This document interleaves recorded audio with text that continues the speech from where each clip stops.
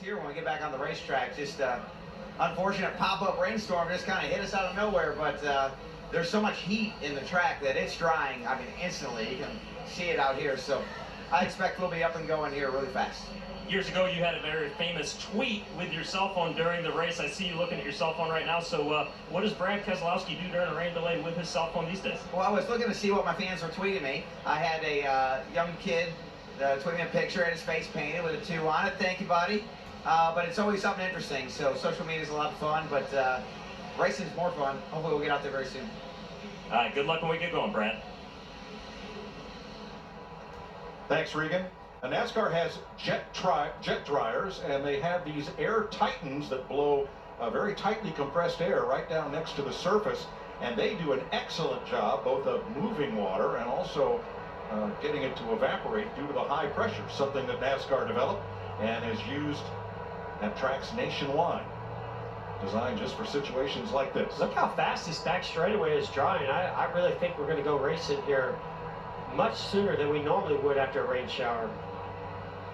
Brad Keselowski is part of Team Penske, the captain in an adjacent suite here, looking over the changes for 2020. The drivers kept their spotter and their number, but they changed teams and crew chiefs, entire teams, even the inventory of cars. For reaction, Matt Yoakum.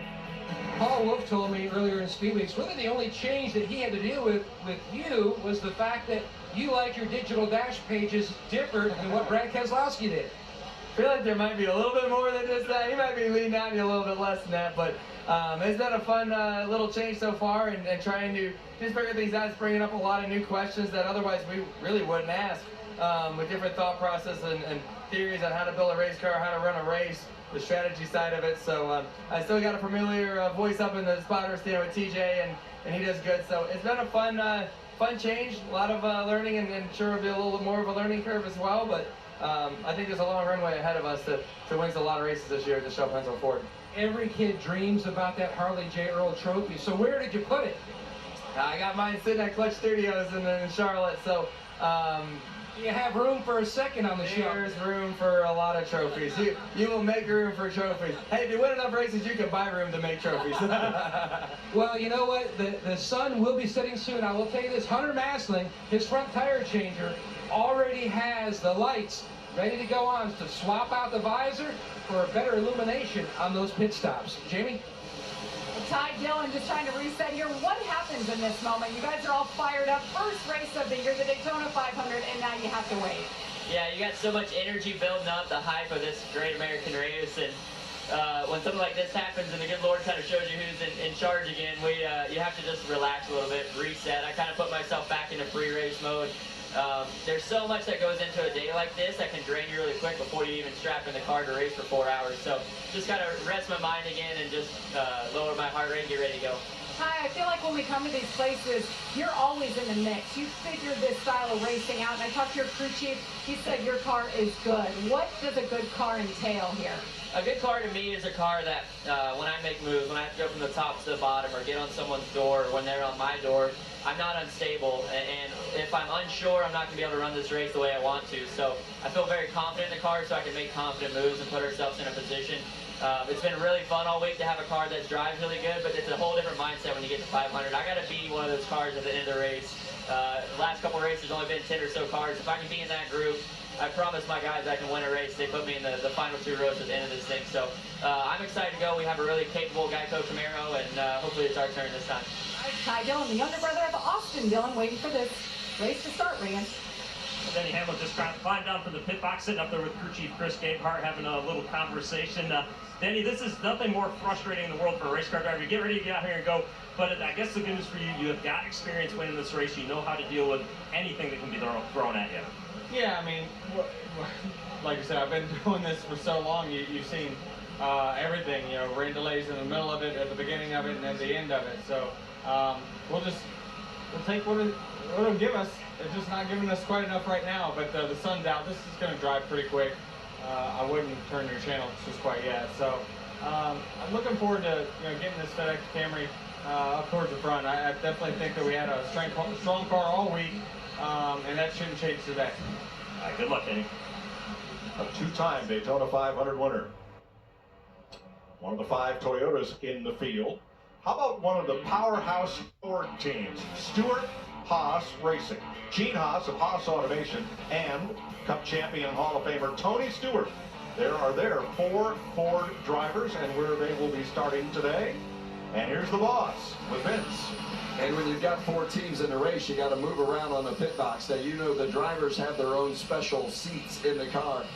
The owner of the team's got to have his own special seat to sit on the pit box. Is that to help your back, or to help your butt, or what is that for?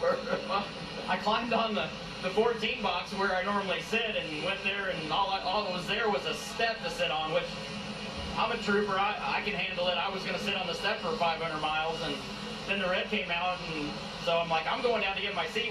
When they switched the crew chiefs and the teams on the 14 and the 10, what they did not tell me is that they switched pit boxes too. So I thought I was going to my normal seat, and my seat was gone. So during the red, I just went down there and stole my seat back and bring it down. Your name's on the building now to have somebody make sure that's taken care of.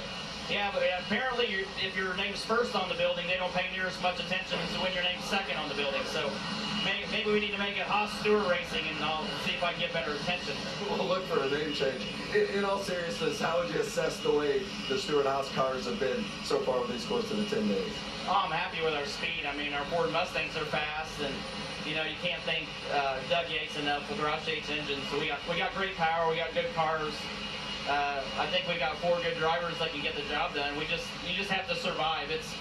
I told all 4 of them, you just got to play this like you're Peyton Manning and call audibles all day long, because you have a plan and you want to stick to the plan, but there's 36 other cars out there that we don't have any control over that are always moving around and changing that plan. So you still got to have the master plan in your head of what you want to happen, but you still have to have the ability to, you know, change things. And if you see things that are happening in front of you that you don't like, you got to take care of yourself for the first half of this race. So they just have to be smart. They're the ones that are in the seats, and you know, they have to be comfortable with the decisions they make. So just hopefully they put themselves in positions that, you know, they have somewhere to go. If something happens, they got a way to get away from it instead of being right in the middle of it. Good luck with that seat. Thanks. Yeah, thing's heavy too. Jamie. William Byron, the 22-year-old in the 24. So this time around, it's a little bit different than a year ago when you were making your Cup Series debut. How has it been different for you? You know, this being kind of my 3rd time around, I feel like last year with the pole, everything was kind of brand new, being up front and being with Chad. And this year I just feel confident and excited to be going. And this rain delay puts a little bit of a damper in that, but I think honestly, once you get in that car, you're really focused and ready to go, and you don't really think about anything else. So I'm just excited for that. Usually when you guys come to speed weeks, everybody looks at the Hendrick cars. You guys have that raw speed. What should we expect from the 4 of you here for the race today? I think you'll see a lot of speed out of all of us. I think Jimmy worked really hard on getting his car to push well and be pushed, and I think honestly this year with the way this aero package is, you can get a lot closer to the car in front of you and still be able to close the gap. So that's going to put a wrinkle in everything, I think, with pushing, and you're going to see a lot of bumper locking, especially down the backstretch and areas that the car's a little more settled. So we'll see. Hopefully we can all work together, but if the lanes get shuffled out, we'll just have to find our way back together eventually. Good luck to you. Thank you. Appreciate it. Matt? Well, we go from the young cub to the old lion. Brendan Gaughan, his retirement race. Usually when you're retiring, you want to speed things up, but this is really dragging out your retirement tour. Yeah, you know, this is definitely not what you expected in your last Daytona 500, but you know what?